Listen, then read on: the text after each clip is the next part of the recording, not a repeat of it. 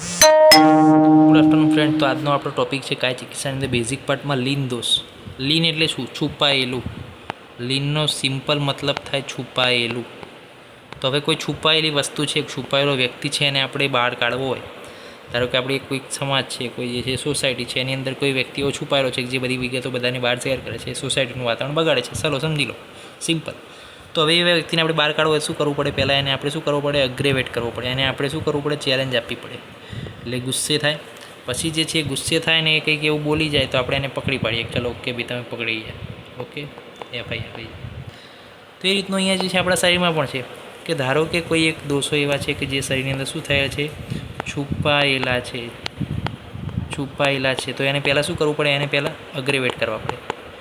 એને વધારીએ, અગ્રેવેટ કરીએ તો આપણને દેખાય. છુપાયેલા હોય નાના પ્રમાણમાં તો ના દેખાય. અગ્રેવેટ કરીએ એટલે પકડાઈ જાય, દેખાઈ જાય એટલે શું કરી શકીએ? આપણે એને ટ્રીટમેન્ટ કરીને બહાર કાઢી શકીએ. બહાર કાઢવા માટે શું વાપરવું પડે? શોધન કરવું પડે. તો તમને આઈડિયા આવી ગયો હશે કે લીન દોષમાં આપણે કયા પ્રકારની ટ્રીટમેન્ટ કરવાની છે. તો જોઈએ કે લીનમ ઇતિ અનુત્ક્લિષ્ટમ. અનુત્ક્લિષ્ટમ એટલે શું? કે જેનો ઉત્ક્લેશ થતો નથી. કે જેનો ઉત્ક્લેશ થતો નથી, અગ્રેવેટેડ થતા નથી આ બધા દોષો. અનુત્ક્લિષ્ટમ કે જે અક્યુમ્યુલેટ થઈને, સંચય થઈને શરીરમાં પડ્યા રહે છે, હાઈડ થઈને, એનો ઉત્ક્લેશ થતો નથી, એટલે સિમ્ટમ્સ પણ આવતા નથી. પરંતુ જ્યારે પણ આવા લીન દોષો જે છે એક્સટર્નલ ઇટિયોલોજીકલ ફેક્ટરના સાથે મિક્સ થઈને જ્યારે અગ્રેવેટ થાય ત્યારે જે છે બહુ ખોટું ખરાબ પરિણામ આવે છે. એટલે આની ટ્રીટમેન્ટ કરવી બહુ જ જરૂરી છે. લીનાન શ્લિષ્ટાન અનુત્ક્લિષ્ટાન સ્વસ્થાનાદ ચલિતાન ન નિર્હરેત વમન દિપી ન શોધયિત.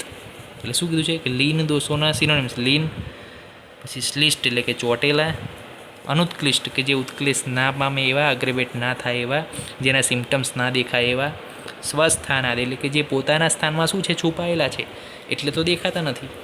ચલિતાન જે ચાલી શકતા નથી. નિર્હરેતન કે જે બહાર નીકળી શકતા નથી. વમનાદિ પ્રક્રિયા કરો તો પણ બહાર નીકળે નહીં. કેમ? કારણ કે શ્લિષ્ટાન છે, ચોટેલા છે, એનો ઉત્ક્લેશ થયો નથી, એ પોતાના સ્થાનમાં છે, એ કોષ્ઠમાં આવ્યા નથી અને એ ચાલી શકતા નથી. એટલા માટે તો નિર્હરિત નથી થઈ શકતા. ન શોધાય આ બધી પ્રક્રિયાઓથી પણ શોધન જેનું ન થાય એવા દોષને શું કીધો છે? લીન દોષ તરીકે કીધો છે. તો લીન દોષ શું છે? લીન છે, શ્લિષ્ટ એટલે કે ચોટેલા છે, અનુત્કૃષ્ટ કે જેનો ઉત્ક્લેશ નથી થયો, સ્વસ્થાન એટલે કે પોતાના સ્થાનમાં છે, ચાલી શકતા નથી ક્યાંય, એટલે કે શાખામાંથી કોષ્ઠમાંથી શાખામાં નથી જઈ શકતા. ન નિર્હરાત વમનાદિ ન શોધે એટલે કે આ બધી પ્રક્રિયાઓથી પણ જે છે એને બહાર કાઢી શકતા નથી. તો હવે એની ચિકિત્સા આપણે કરવી કઈ રીતના? તો લીન દોષની ચિકિત્સામાં પહેલાં શું છે? તો કે એને જો ક્યાંક છુપાયેલા હોય એટલે એને બહાર ફોર્સફુલી ના કાઢી શકાય કે ભાઈ ચલો તમે નીકળો, એવું ના કરી શકાય.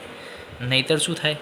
એ જે છે સાઇટ ઉપર ત્યાં હોય ત્યાં જે છે ડિસ્ટ્રક્શન કરે સાઇટનું, અને ત્યાં આગળ જે છે પાછું નવું થાય. એ કેના સમાન છે? જો કાચી કેરી હોય એની અંદરથી રસ ના નીકળે એના સમાન.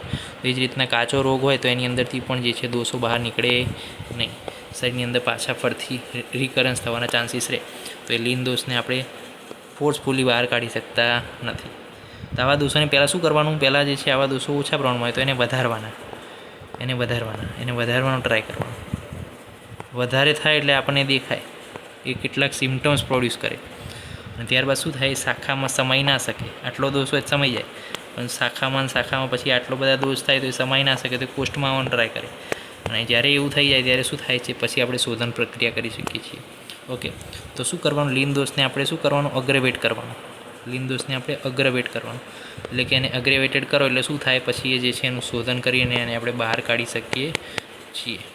ધારો કે આમ જે છે ઈડન થયો છે ઇન્ટેસ્ટાઇનમાં. હવે વાત કરીએ એક્ઝામ્પલ કે ધારો કે આમાશય એટલે કે પક્વાશયની અંદર જે છે કોઈ દોષ છે, લીન દોષ, તો પેશન્ટને આપણે શું કરી શકીએ?